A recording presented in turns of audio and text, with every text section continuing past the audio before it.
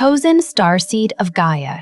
The Arcturian Protocol Keepers completed a vow record scan of your field tonight, and what they found was not a flaw in your present life. It was an old contract still running beneath it. I am Aurethia, emissary of the Galactic Federation of Light, transmitting now on behalf of the Arcturian Protocol Keepers. What you are about to receive was authorized by them and is being delivered through me. The Protocol Keepers do not release vow records casually. When they authorize a transmission like this one, it means the binding has been located, the origin has been confirmed, and the window for release is open now. By the end of this transmission, you will understand exactly what is happening in your financial field, why the flow has been blocked at the source, and what the Arcturian Protocol Keepers have already mapped about this phase of your record. But here is the first revelation. The money struggle you have carried across this lifetime is not evidence of your failure. It is evidence of a vow you made in a past life, willingly, sincerely, with full conviction, that poverty was holy, that wealth was corruption, and that your spiritual integrity required you to refuse it. That vow did not dissolve when that life ended. It came with you, and it has been running in your financial field ever since, refusing what you consciously want. You did not scroll to this by accident. Your soul called this in long before you opened the screen. Something inside you has been waiting to remember, waiting for the moment someone would name what you have felt, but could not explain. This is a rare Arcturian vow release protocol. The Protocol Keepers do not open this record for everyone. They open it when the field is ready and when the contract has reached its expiration point. Yours has.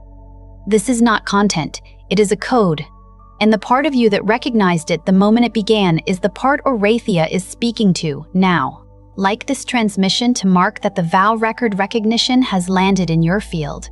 Comment 999 if you feel that money has always slipped away no matter how hard you reached for it. Subscribe to Arcturian-Wealth-Council if you are ready to understand the contract instead of continuing to carry it. Share this transmission with someone who gives everything and always ends up with nothing. You are not here by accident. You were guided here because the signal is already active. What you felt in the first moments of this transmission was not curiosity. It was recognition. Something in you did not lean forward because this was interesting. Something in you leaned forward because it was already known. The body sometimes registers truth before the mind has formed a single question. A stillness, a tightening, a held breath that arrives before any explanation does. That is not coincidence. That is resonance between your current field and a frequency that has been waiting for the precise moment it could reach you. The Protocol Keepers do not initiate contact without cause, and the cause here is older than anything in your current biography. It is older than your name in this life, older than your earliest memory, older than the first time you felt the absence of money as something more than circumstance. What Aurethia has been authorized to transmit now is not the beginning of the story. It is the moment the story finally becomes visible to the one living it. Let me tell you what your financial field actually looks like right now. Not what you have built or failed to build. Not what the numbers say. Not the version of your financial life that exists in bank statements or monthly calculations or the private arithmetic you do when the anxiety rises. What the field itself carries. Because there is a difference, a profound and consequential difference, between a life that lacks money due to external conditions and a life where the field itself is running an instruction that money must not arrive. The first is a circumstance. The second is a contract. Circumstances can be changed by strategy, by effort, by timing, by the right connection arriving at the right moment. Contracts cannot be outworked. They cannot be manifested around.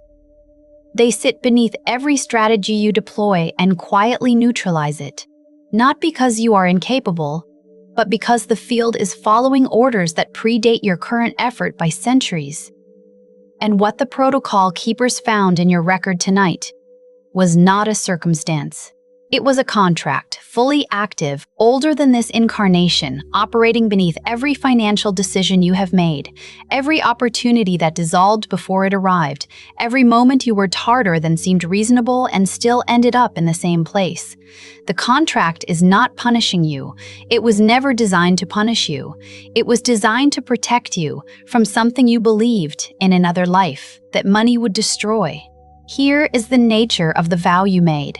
In a previous incarnation, you were someone who took spiritual integrity seriously in the way that only someone who had witnessed the corruption of wealth could. You did not take the vow lightly. You did not take the vow lightly. You did not take it in a moment of reaction or bitterness. You took it with conviction, with sincerity, with something that felt in that moment like genuine wisdom. You had seen what the accumulation of material power did to those around you. Perhaps to teachers you had revered, perhaps to communities you had loved, perhaps to yourself in a life before that one. You had watched abundance become armor, watched prosperity hollow people out from the inside, while making them appear full from the outside. You had watched the spiritual dissolve at the precise point where the material expanded, and you made a decision that felt, in that moment, like the most honest thing a soul could do. You declared, with the full weight of your soul's intention, that you would not be corrupted, that you would choose purity over prosperity, that the spiritual path and the material world were incompatible, and that you would choose the path. You made that declaration in a life where it may have been appropriate. You may have been surrounded by genuine corruption. The vow may have protected something real in that context. That is not the point. The point is what happened next. That is not the point. The point is what happened next. That vow landed in your record with enormous force because it was made with enormous sincerity. And enormous sincerity is exactly what gives a vow its endurance across lifetimes. You have been living under that declaration ever since. Every time money began to accumulate, the field recognized the energy of it and activated the vow. Every time an opportunity came close, the contract interpreted it as the very threat you once swore to refuse, and the field responded accordingly. Not with malice, not with punishment, but with the faithful execution of an old instruction that believed it was still keeping you safe. The block you have felt was never laziness. It was never unworthiness. It was never some secret flaw in your character that you simply could not locate or correct no matter how many times you examined yourself. It was the field obeying a very old instruction that no longer applies to the life you are here to live now. The protocol. Keepers confirmed this. The vow has been located in the record. Its origin has been identified. And what you are experiencing now? This unusual recognition. This sense that something is being named that has always been present but never articulated, is the first movement of the release. But before the release can complete, you need to understand the full structure of what has been running. Because a vow of this kind does not operate only at the level of money. It operates at the level of identity. It became woven into how you understand yourself, how you define your integrity, how you measure your worth as a spiritual being. It did not stay in the financial layer of your field and leave everything else untouched. It migrated inward, the way water moves through every available channel, until it reached the architecture of self. Until the old instruction was not just shaping your bank account, but shaping your sense of who you are allowed to become. And this is where the process becomes both more precise and more personal. What you are feeling right now is not ordinary recognition. It is the moment your field confirms what you have always carried beneath the confusion, that the block was never personal failure, and that something in your Arcturian lineage has always known this. If this transmission has put language around a silence you have lived with for years, Arcturian Wealth Scan, the Gold Frequency Audit, was created for exactly this threshold. It is not another layer of explanation. It is the structured decoder that reads your wealth field directly, identifying where the vow has rooted itself in your frequency, where the old instruction is still active, and how to awaken the Arcturian origin the protocol. Keepers have already confirmed is present in your record. This was built for those whose field has already begun to shift and who are ready to move from recognition into activation. You will find the link in the first pinned comment, but this access point does not remain open indefinitely. The first thing the vow did when it embedded itself into your current life was make poverty feel spiritually safe, not consciously. You would not choose that consciously, and if someone named it to you plainly, you would reject it. But at the level of the field, the old instruction translated into a subtle, constant preference for financial smallness over financial expansion. Smallness did not trigger the warning, expansion did. When you were offered more, something inside you pulled back. When you were close to a breakthrough, something created friction right at the moment of arrival. Not before the threshold, not safely in the distance, but precisely at the point where the crossing would have happened. When you thought about wealth, really thought about it, really imagined it in your hands, really allowed yourself to picture what your life might look like if the flow were open, there was a counter-sensation, a warning, a quiet resistance that you may have interpreted as doubt, as fear, or as a sign that you were not ready. You may have trusted that resistance. You may have honored it as intuition, as discernment, as your inner wisdom protecting you from something. And that is the most precise cruelty of an active vow. It wears the face of wisdom while it operates as obstruction. That sensation was the vow doing exactly what it was designed to do. It was protecting you from what you once believed would corrupt you. It had no way of knowing that the life it was protecting had ended centuries ago. The second layer of what this contract installed was a disconnection between spiritual identity and material deserving. Many of you watching this have spent years, sometimes an entire adult lifetime, feeling that the people who have financial abundance are somehow less spiritually aligned than you are. You may have watched someone accumulate wealth and felt a complex mixture of longing and quiet judgment, not because you are unkind, not because you chose that response consciously, but because the vow needed a supporting belief system to sustain itself across time. A contract of this magnitude cannot hold with force alone. It has to recruit the mind. It has to make the restriction feel like a value. If you began to genuinely believe that spiritual integrity and financial abundance were compatible, if you held that belief with the same conviction you once held the original vow, the contract would lose its architecture. So it maintained its grip by continuously reinforcing the idea that your spiritual depth was a kind of compensation for material lack. That the reason you did not have money was because you were operating at a higher frequency than those who did. That the lack itself was the evidence of purity. That struggling was sacred in a way that succeeding was not. This was not a truth. It was an instruction. It was the contract generating its own justification in real time, inside your own mind, using your own spiritual vocabulary.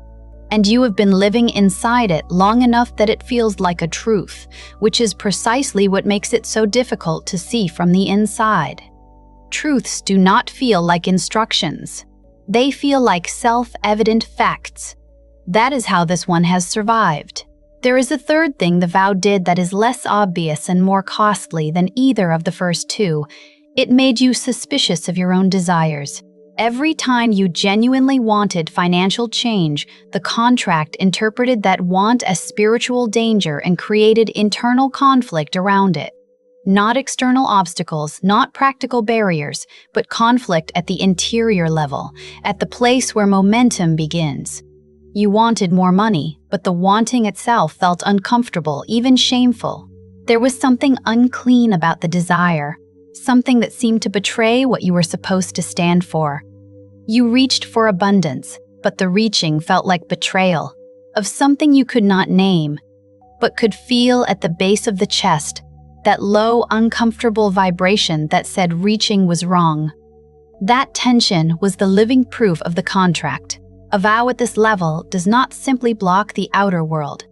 It enters the inner world and creates conflict at the point of desire, because desire is where change would begin. Desire is the first signal that reorganizes the field towards something new. If the field can introduce enough internal noise at the moment of desire, enough guilt, enough doubt, enough spiritual discomfort, The desire never becomes momentum. The momentum never becomes action. The action never becomes change. And the old instruction remains the dominant authority. If your desires were confused, conflicted, or silenced, the vow remained safe, and the field continued to refuse what the mind was trying to reach for, while your conscious self worked harder and wondered why nothing was moving. What the Arcturian protocol keepers have confirmed is that this pattern, the repulsion at the point of desire, the spiritual framing of lack, the identity-level confusion between integrity and material participation, is not personal dysfunction. It is not the result of a wound from this lifetime. It is not a mindset problem with a mindset solution. It is an ancient contract still active in your field, and it has been mistaken for your personality long enough that releasing it will feel, in the early stages, like releasing part of yourself. That is expected. That is part of the protocol. What felt like character was always the contract. What felt like limitation was always the instruction. And they have confirmed something else that is equally important. This vow has an expiration point. Not every vow record is ready for release. The protocol keepers do not open these transmissions indiscriminately. They do not reach into a field and initiate release before the field can hold the correction. They activate the release protocol when the field has reached sufficient coherence, when the soul is stable enough, awake enough, and aligned enough to integrate the shift without the old architecture simply reassembling itself in a different form.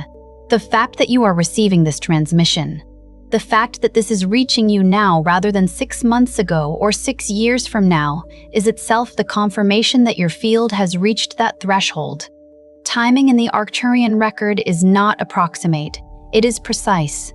There is something that happens in the period just before a vow record is released that many people misinterpret as worsening. The financial pressure often intensifies. The old frustrations become louder. The feeling that nothing is working reaches a kind of peak that feels qualitatively different from ordinary difficulty. More compressed, more urgent, more final, as though something is being forced to a decision point it can no longer avoid. This is not the vow winning. This is not evidence that the situation is deteriorating. This is what happens when a deeply embedded field instruction begins to lose its coherence. A vow that is weakening does not go quietly. It activates more forcefully as it loses ground, the same way a signal distorts and amplifies in the moments just before it disconnects entirely.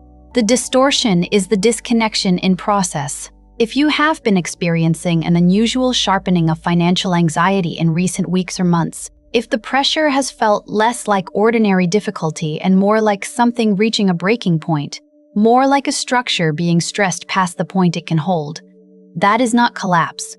That is the final amplification before the correction takes hold. The protocol keepers do not release a vow at its quietest point. They release it when the pressure has made the field ready to accept the new instruction without resistance, when the old architecture has exhausted itself enough that the correction can land completely. The financial field you are here to inhabit in this life is not the one the old vow was built for. The life you are in now did not come here to prove spiritual integrity through material absence. It did not arrive with the assignment of demonstrating purity through restriction. It came here with a different purpose, to demonstrate that consciousness and abundance are not enemies, that a being of deep awareness can hold significant material power without the corruption your previous self feared, and that the wealth you access in this lifetime is not meant only for you. It is meant as evidence. Evidence visible in the world, carried in the body, expressed through the choices that only become available when the field is open. Evidence that the old binary is false, that purity and prosperity can coexist in the same field, in the same person, in the same life. And that the Arcturian lineage from which part of your field originates does not recognize scarcity as a spiritual virtue. It never did. The vow was yours. The restriction was never theirs. The release of a vow record is not an event that happens in a single moment, though the recognition of it can feel sudden. The way a room that has been dark for years becomes immediately, completely different the instant the light is introduced. The room did not change. What it contains did not change. What it contains did not change, only what is now visible within it. That is the nature of recognition in a vow release. What has always been there becomes suddenly, undeniably visible.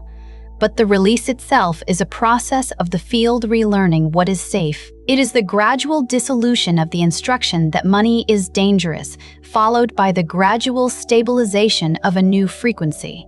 One where abundance is not read as a threat by the field, where the approach of money does not activate the old warning, where the expansion of your material life no longer feels like a betrayal of something ancient. This process has already begun. The transmission itself is part of the activation. The protocol, keepers do not describe a vow without that description carrying energetic consequence. Every word in this message has been calibrated to reach not only your mind but the level of the field where the old instruction is embedded, operating at the frequency where contracts live. You do not need to do anything extraordinary to begin the shift. You need to allow the recognition to land fully. Not to explain it away, not to qualify it, not to hold it at arm's length until you can confirm it intellectually, and to begin relating to your financial history, not as evidence of your inadequacy, but as the record of a contract that was never meant to be permanent. What you have carried is not failure. It has never been failure. It has been fidelity. Fidelity to a vow you made with total sincerity in a context that no longer exists, in a life whose conditions dissolved centuries before this one began. The conviction that created the block was the same conviction that makes you the kind of soul the Arcturian lineage recognizes. A soul that takes its commitments seriously across time. A soul that does not make promises lightly and does not abandon them carelessly. The depth of your spiritual commitment across lifetimes is precisely what gave the vow its power, its endurance, its ability to hold across the gap between incarnations. And that same depth, now correctly understood and correctly redirected, is what will give the release its power. You are not dismantling a weakness. You are reclaiming a strength that was pointed in the wrong direction. If you feel something shift as you receive this, that shift is real, not metaphorical. Not the comfortable feeling of having been told what you wanted to hear. A field-level movement. A subtle reorganization at the level where the contract has been running, where the old instruction has held its position across every version of your financial life until now. The protocol keepers do not open a vow record without initiating the conditions for its dissolution. What was named here tonight has been named with authority and intention, and the naming itself begins the process of removing the contract from its position in your frequency. You do not need to understand all of it immediately. You do not need to trace back the original life or reconstruct the exact moment the vow was made or remember the face of the life you were living when you declared it. You only need to recognize that what has limited you was never you. It was a contract.